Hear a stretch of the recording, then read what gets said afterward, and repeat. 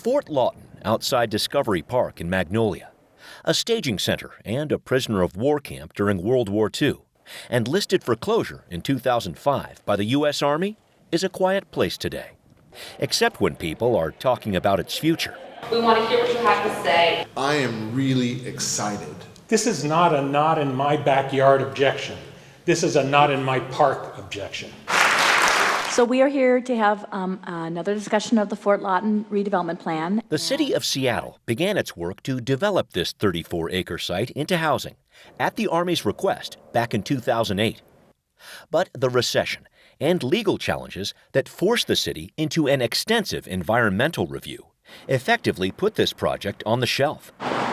But now, in a region with a rapidly growing affordable housing crisis, the city says it's past time for action. We've landed on a balanced approach and are moving forward. Emily Alvarado is the Office of Housing's Manager of Policy and Equitable Development. She says the city's plan for Fort Lawton could have units available by the year 2026.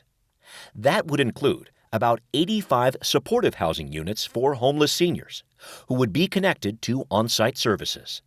Around 100 affordable rental units would be placed here for those making up to 60% of the area median income, and 52 more would be available for ownership for those at the 80% level. The Army considers this one of their high-value properties. Along with the housing plan, the city would also allow for 21-plus acres of playfields and open space. Over 60% of the 34 acres will be for parks and park-related uses. So this is really a win-win for the low-income residents and for the city as a whole. The city hasn't won anything yet, says Elizabeth Campbell. We're going to fight to the end on this Fort Lawton situation. Campbell filed the lawsuit that stalled the city's plans for Fort Lawton more than a decade ago and appealed the city's environmental impact statement in 2017. Last year, a hearing examiner said Seattle's environmental review was adequate. But Campbell says she'll use whatever legal means she can to push Seattle into making all of Fort Lawton into a park. I think that it's just a misplaced location. The city has had acres of property that they've sat on for at least 2 to 3 decades. So why didn't they build on those? Our Native community is behind us. Jenny Miller serves on the board of United Indians of All Tribes, a foundation that's helping develop the homeless and rental housing on the site.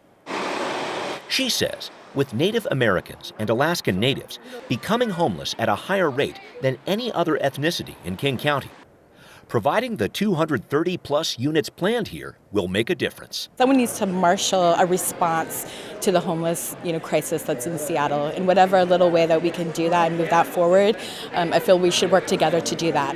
No comments from the orcas, no comments from the seals. Many who are passionate about the environment say Fort Lawton, just outside Seattle's largest park, is a unique place in more ways than one. There's something to fight for and protect. Elaine Schwang is an environmental education volunteer who works at many parks. She says she realizes Seattle needs more housing. But Schwang is concerned few bus lines serve this area, and there are no affordable grocery stores nearby.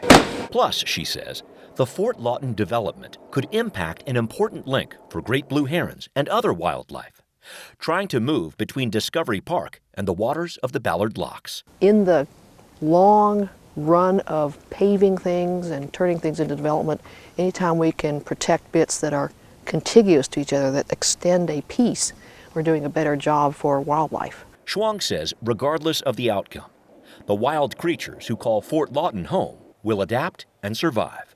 We also want to ensure that this land would not be further upzoned in the future. I'm concerned about transportation for the new residents of this development. As for the domestic human population, that remains to be seen.